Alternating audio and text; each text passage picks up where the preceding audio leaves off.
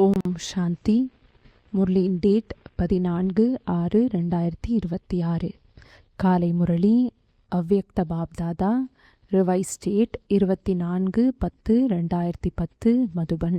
நேரத்தின் வேகத்தின்படி இப்பொழுது விசேஷமாக சுபாவ சமஸ்காரத்தை மாற்றுவதில் வேகம் கொண்டு வாருங்கள். மனதின் மூலம் ஆத்மாக்களுக்கு விதவிதமான கிரணங்கள் கொடுங்கள். இன்று நாலாபுறங்களிலும் உள்ள பரமாத்ம இதய சிம்மாசனதாரி, பிரிகுட்டி சிம்மாசனதாரி மற்றும் உலக சிம்மாசனதாரி குழந்தைகளை பார்த்து மகிழ்ச்சி அடைந்து கொண்டிருக்கின்றார். இந்த பரமாத்ம இதய சிம்மாசனம் பிராமணர்களாகிய உங்களுக்காக மட்டுமே இருக்கின்றது. பிரிகுட்டி என்ற சிம்மாசனம் அனைவரிடத்திலும் இருக்கின்றது. ஆனால் பரமாத்ம சிம்மாசனம் பிராமண ஆத்மாக்களின் பாக்கியத்தில் மட்டுமே இருக்கின்றது. இந்த பரமாத்ம சிம்மாசனம் உலக சிம்மாசனம் கொடுக்கின்றது. ஆக 3 சிம்மாசனங்களுக்கும் அதிகாரி ஆத்மாக்கள் பிராமணர்களாகிய நீங்கள்தான். இந்த பரமாத்ம சிம்மாசனம் எவ்வளவு சிரேஷ்டமாக இருக்கின்றது. வேறு எந்த யுகத்திலும் பரமாத்ம சிம்மாசனம் கிடைப்பது கிடையாது. இது பரமாத்ம சிம்மாசனம் என்று பாடப்பட்டிருக்கின்றது. பரமாத்ம சிம்மாசனத்திற்கு அதிகாரிகள் பக்தி மார்க்கத்திலும் மாலையின் மணி ரூபத்தில் புகழ் மற்றும் பூஜிக்கப்படுகின்றனர். கோடியில் சிலர் என்ற ரூபத்தில் மகிமை பாடப்படுகின்றனர். மிக உயர்ந்த பாவனையுடன் ஒவ்வொரு மணியையும் மிக உயர்ந்த திருஷ்டியுடன் பார்க்கின்றனர். ஆக உங்கள் அனைவருக்கும் போதை இருக்கிறது தானே? நம்மை தவிர வேறு யாரும் இந்த சிம்மாசனத்தின் அனுபவம் செய்ய முடியாது என்ற போதை இருக்கின்றதா? ஆனால் பிராமணர்களாகிய உங்கள் அனைவரின் பிறப்புரிமையாகும். உங்களுக்கு இந்த சிம்மாசனம் கழுத்து மாலையாகும். ஆக அந்த அளவிற்கு போதை இருக்கின்றதா? பகவானின் இதய சிம்மாசனத்திற்கு அதிகாரியாக இருக்கின்றேன். இந்த போதை மற்றும் குஷி அனைவருக்கும் சதா நினைவில் இருக்கின்றதா? நான் யார் என்பதன் நிச்சயம் மற்றும் போதை இருக்கின்றதா? இவ்வாறு 3 சிம்மாசனத்திற்கு அதிகாரியாக இருக்கும் குழந்தைகளை பார்த்து பாப்தாதா மகிழ்ச்சி அடைகின்றார். ஆஹா, எனது சிரேஷ்ட அதிகாரி குழந்தைகளே ஆஹா. குழந்தைகள் கூறுகின்றனர், ஆஹா பாபா ஆஹா. தந்தை கூறுகின்றார், ஆஹா குழந்தைகளே ஆஹா. சுயம் தந்தை இப்படிப்பட்ட குழந்தைகளின் மகிமை பாடுகின்றார். ஆக நான் யார் என்ற போதை இருக்கின்றதா? எந்த அளவிற்கு நிச்சயம் இருக்கின்றதோ அந்த அளவிற்கு தான் போதை இருக்கும். மேலும் நிச்சயத்தின் போதை உங்களுக்கு முகம் மற்றும் நடத்தையில் தென்படும். யாருக்கு நிச்சயம் இருக்கின்றதோ அவர்களுக்கு அவசியம் போதை இருக்கும். பாப்தாதாவும் இப்பொழுது ஒவ்வொரு குழந்தையின் முகம் மற்றும் நடத்தையின் மூலம் ஆத்மாக்களுக்கு அனுபவம் செய்விக்க விரும்புகின்றார். வார்த்தைகளினால் அனுபவம் செய்ய ஆரம்பித்து விட்டனர். இப்பொழுது அனுபவம் செய்யும் காரியம் ஆரம்பமாகிவிட்டது. முன்பு கேட்டனர், யோசித்தனர். இப்பொழுது பிராமண ஆத்மாக்களாகிய உங்களது ஸ்திதியின் தாக்கம் அனுபவம் செய்கின்றனர். எனவே தன்னைத்தான் சோதனை செய்யுங்கள். நான் முழு நாளும் எவ்வளவு நேரம் பரமாத்ம இதய சிம்மாசனத்தில் இருக்கின்றேன். ஏனெனில் இந்த இதய சிம்மாசனம் உலக ராஜ்யம் அடைவதற்கு ஆதாரமாகும். எனவே இந்த இதய சிம்மாசனத்தின் ஆதாரத்தில் எவ்வளவு நேரம் நீங்கள் இதய சிம்மாசனத்திற்கு அதிகாரியாக இருப்பீர்களோ அதைவிட அதிக காலம் எதிர்கால ராஜ்ய வம்சத்தில் அதிகாரியாக ஆவீர்கள். நான் பிராமணனாக ஆனதிலிருந்து எவ்வளவு காலம் இதய சிம்மாசனதாரியாக இருந்தேன் என்று சோதனை செய்யுங்கள். சிம்மாசனத்தில் வரிசை கிரமமாக அமர்வீர்கள். ஆனால் இதன் ஆதாரத்தில் சதா ராஜ்ய குடும்பத்தில் வம்சத்தில் அதிகாரியாவீர்கள். எப்பொழுதாவது சோதனை செய்திருக்கின்றீர்களா? இதய சிம்மாசனத்தை விட்டு இறங்கி விடுவதில்லை தானே? தனது கணக்கை சோதியுங்கள். ஏனெனில் இதன் ஆதாரத்தில் நீங்கள் சதா ராஜ்ய வம்சத்தில் வருவீர்கள். சிம்மாசனத்தை விட்டு ஒரு பொழுதும் மண்ணில் கால் வைத்து விடுவதில்லை தானே என்று சோதனை செய்யுங்கள். 63 பிறவிகளின் சமஸ்காரத்தினால் தேக அபிமானத்தில் மண்ணில் கால் வைத்தீர்கள். ஒன்று தேக உணர்வு, மற்றொன்று தேக அபிமானம். தேக அபிமானம் என்ற மண் மிகவும் ஆழமானது. ஆனால் தேக உணர்வும் மண்ணாகும். மனிதர்களும் கூறுகின்றனர், ஒருவர் இறந்துவிட்டால், எரித்துவிட்டால் அவர் மண்ணோடு மண்ணாகிவிட்டார். ஆக மண்ணில் கால்கள் செல்லவில்லைதானே என்று சோதனை செய்யுங்கள். தேக உணர்வில் வருவது என்றால் மண்ணில் கால் வைப்பதாகும். சிரேஷ்ட ஆத்மாக்களாகிய உங்களுக்காக பாப்தாதா 3 சிம்மாசனங்கள் கொடுத்திருக்கின்றார். ஏனெனில் செல்ல மாணவர்கள் அல்லவா? செல்ல மாணவர்களாகவும் இருக்கின்றீர்கள், பிரியமானவர்களாகவும் இருக்கின்றீர்கள். செல்லமான குழந்தையை ஊஞ்சலில் அல்லது மடியில் அமர்த்திக் கொள்வர், மண்ணில் கால் வைக்க விடமாட்டார்கள். ஆக யார் 3 சிம்மாசனங்களுக்கும் அதிகாரிகளோ அவர்களுக்காகவும் பாப்தாதா விதவிதமான ஊஞ்சல்கள் கொடுத்திருக்கின்றார். சில நேரம் அமைதி என்ற ஊஞ்சல் ஆடுங்கள், சில நேரம் சுகம் என்ற ஊஞ்சல் ஆடுங்கள், சில நேரம் அன்பு என்ற ஊஞ்சல் ஆடுங்கள். சிம்மாசனம் மற்றும் ஊஞ்சல் இதில் மட்டுமே கால் வைக்க வேண்டும். நான் எதிர்காலத்தில் எங்கு வருவேன், என்ன ஆவேன் என்று சில குழந்தைகள் கேட்கின்றனர். தந்தை கூறுகின்றார், எவ்வளவு காலமாக வந்து கொண்டிருக்கின்றீர்களோ அவ்வளவு காலம் எனது கால் ஊஞ்சலில் இருக்கின்றதா அல்லது சிம்மாசனத்தில் இருக்கின்றதா என்று சோதனை செய்யுங்கள். அந்த அளவிற்கு தான் எதிர்காலத்தில் ராயல் வம்சத்தில் வருவீர்கள். ராயல் பிரஜைகளாகவும் வரமாட்டீர்கள், ராயல் வம்சத்திற்கு வருவீர்கள். எனவே இந்த கணக்கு ஒவ்வொருவரும் தனக்குத்தானே பாருங்கள், மற்றவர்களை பார்க்காதீர்கள். தனது கணக்கை பாருங்கள். ஒவ்வொருவரும் விரும்புவது என்ன? ராயல் வம்சம் ராஜ்ய வம்சத்திலேயே இருக்க வேண்டும். எனவே இப்பொழுதே எவ்வளவு நேரம் கிடைக்கின்றதோ, ஏனெனில் அழிவு திடீரென்று ஏற்படும். எதுவரை அழிவு ஏற்படுமோ அதுவரை இப்பொழுதே சோதனை செய்தீர்களெனில் எவ்வளவு காலம் தந்தையின் மடியில் சிம்மாசனத்தில் ஊஞ்சலில் இருப்பீர்களோ அவ்வளவு காலம் ராயல் குடும்பத்தில் ராயல் வம்சத்தின் பாக்கியத்தை பலனாக அடைவீர்கள். பாப்தாதா ஒவ்வொரு குழந்தைக்கும் முழு காலமும் 21 பிறவிகளுக்கும் ராயல் வம்சத்தில் சூரிய வம்சம் அல்லது சந்திர வம்சம் 2 யுகங்களிலும் ராயல் குடும்பத்தில் இருப்பதற்கான அதிகாரம் கொடுத்து கொண்டிருக்கின்றார். ஆனால் அதிகாரம் பெறுவது ஒவ்வொரு குழந்தையிடம் இருக்கின்றது. பிரம்மா பாபாவின் மீது அன்பு இருக்கின்றது எனில் பிரம்மா பாபாவிற்கும் குழந்தைகளாகிய உங்கள் மீது அன்பு இருக்கின்றது. பிரம்மா பாபா குழந்தைகளாகிய உங்களை ராயல் வம்சத்தில் பார்க்க விரும்புகின்றார். நீங்கள் என்ன நினைக்கிறீர்கள்? பிரம்மா பாபாவின் நெருக்கத்தில் வரும் ராயல் வம்சத்தில் இருக்கக்கூடியவர்களா, அல்லது சிறிது காலம் இருப்பீர்களா, அல்லது தூரம் சென்றுவிட விரும்பவில்லை தானே? ஆதாரம் சங்கம் யுகம் என்று கூறிவிட்டேன். பாப்தாதாவிற்கு குழந்தைகளின் மீது மிகுந்த அன்பு இருப்பதால்தான் நீங்கள் அனைவரும் கூறுகிறீர்கள், கூடவே இருப்போம், கூடவே செல்வோம். இப்பொழுது பிரம்மா பாபா மற்றும் பிராமணர்கள் கூடவே இருக்கிறீர்கள். அது அவ்யக்த ரூபமாக, ஆனால் கூடவே இருக்கின்றீர்கள். இப்பொழுது பாப்தாதா பார்த்தார், குழந்தைகளை மாயையும் இன்று வரை விடுவதே இல்லை. அதற்கும் அன்பு இருக்கின்றது. இன்றைய நாட்களில் 2 ரூபங்களில் விசேஷமாக மாயை வாய்ப்பு எடுத்துக்கொள்கின்றது. 2 ரூபத்தில் வருகின்றது.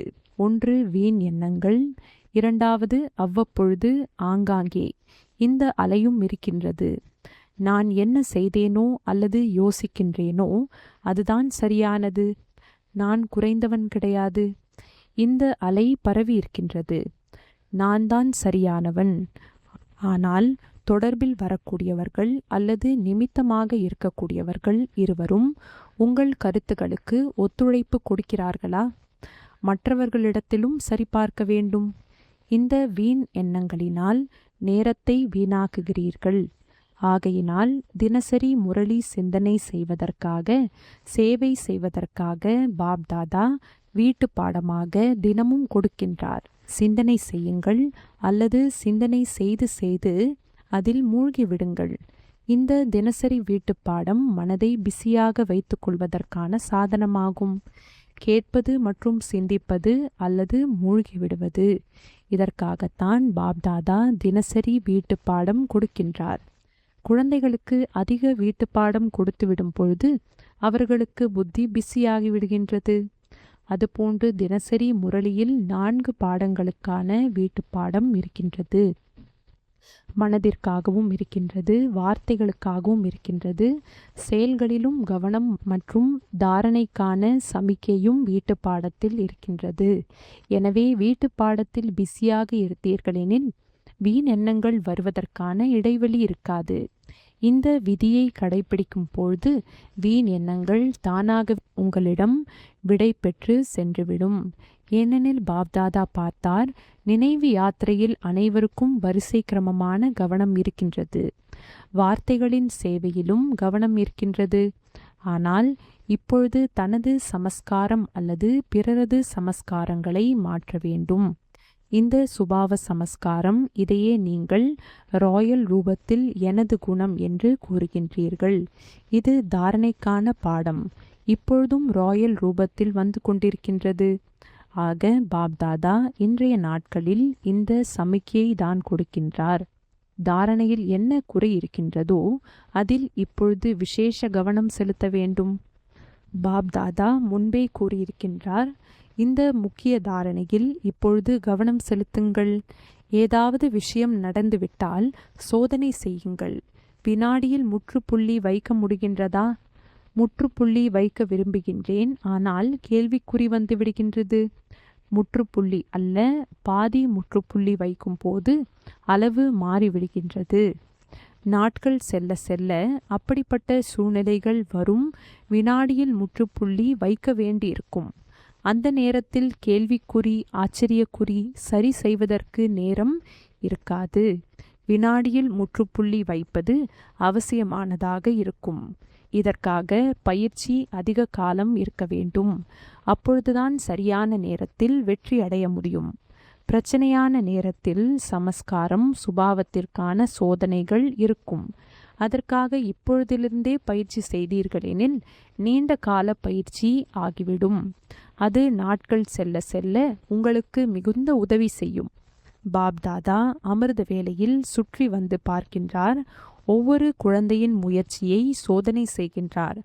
4 பாடங்களிலும் முயற்சி தீவிரமாக இருக்கின்றதா அல்லது சாதாரணமாக இருக்கின்றதா? என்ன பார்த்தார்? நேரத்தின் வேகத்தின்படி இப்பொழுது முயற்சியில் சதா தீவிர முயற்சி அவசியமாக இருக்கின்றது. பாப்தாதா சமிக்கை கொடுத்து கொண்டிருக்கின்றார். நேரம் தீவிர வேகத்தில் முடிவை நெருக்கத்தில் கொண்டு வந்து கொண்டிருக்கின்றது. அந்த கணக்கில் இப்பொழுது விசேஷமாக சுபாவம் மற்றும் சமஸ்காரங்களை மாற்றுவதில் தீவிர வேகம் தேவை. இப்பொழுது அனைத்து குழந்தைகளும் சமம் ஆக்குவதற்கு பாப்தாதா விரும்புகின்றார். உங்களது லட்சியமும் பாப் சமான் ஆகியே தீர வேண்டும். இதற்கு எளிய சாதனம் பிரம்மா பாபாவை பின்பற்றுங்கள். ஒப்பிட்டு பாருங்கள். எந்த காரியம் செய்தாலும் ஒப்பிட்டு பாருங்கள்.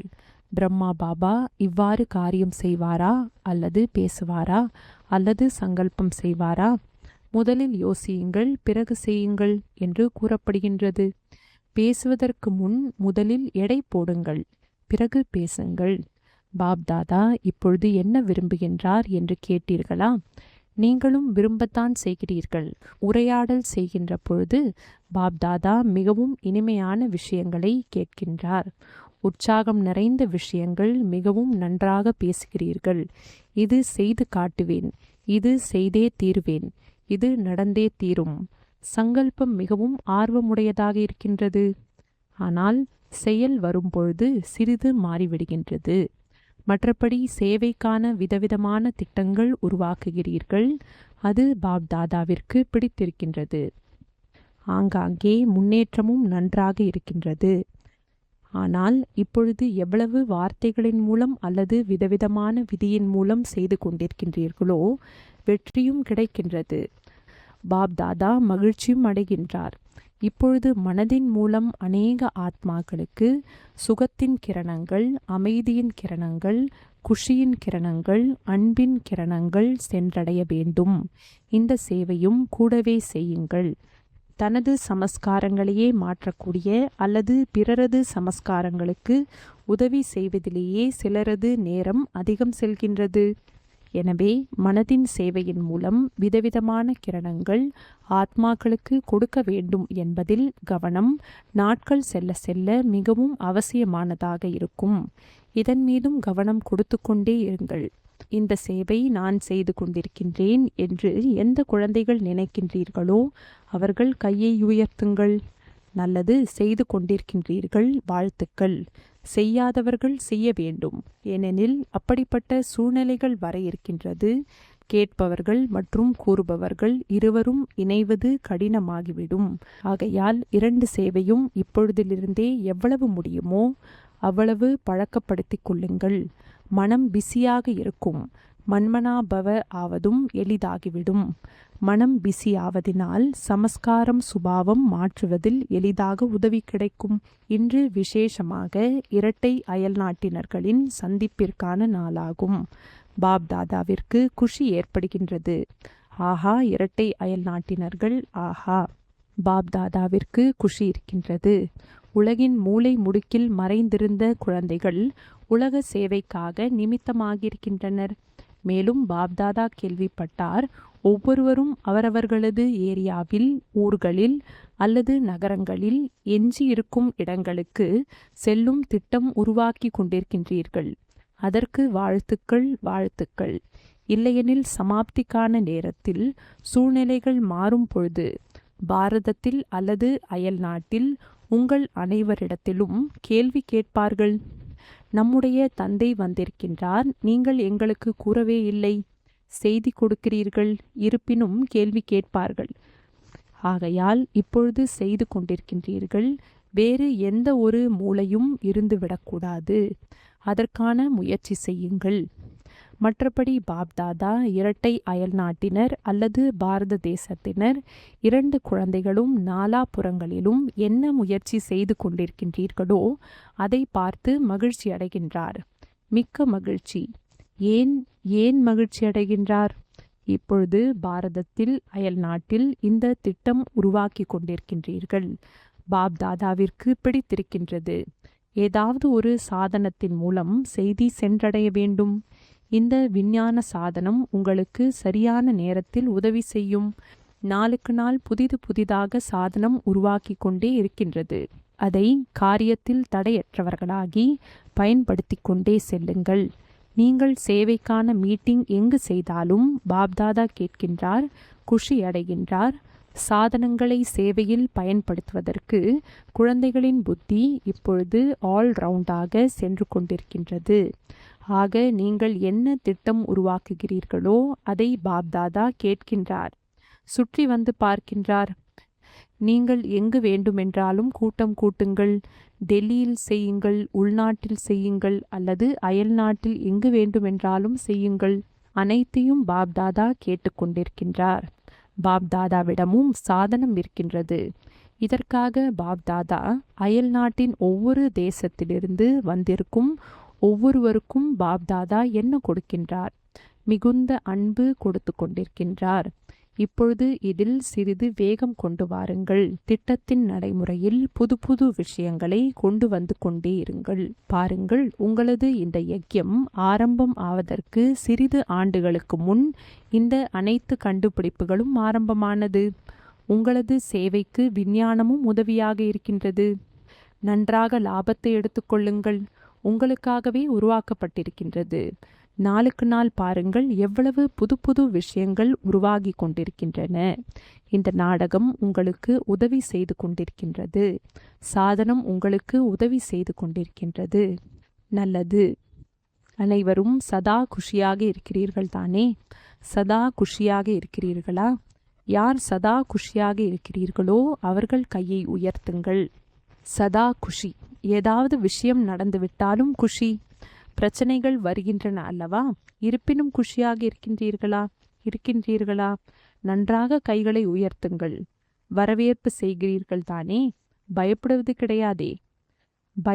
கிடையாது. வரவேற்பு செய்கிறீர்கள். அனுபவிகளாக ஆக்குகின்றது. இந்த தடைகள் அனுபவ அத்தாரிட்டியை அதிகப்படுத்துகின்றது. மாயை வந்துவிட்டது என்று கூறாதீர்கள். இது பேப்பராகும். மாயா என்று கூறி மாயாவை முன்னேற்றுகிறீர்கள்.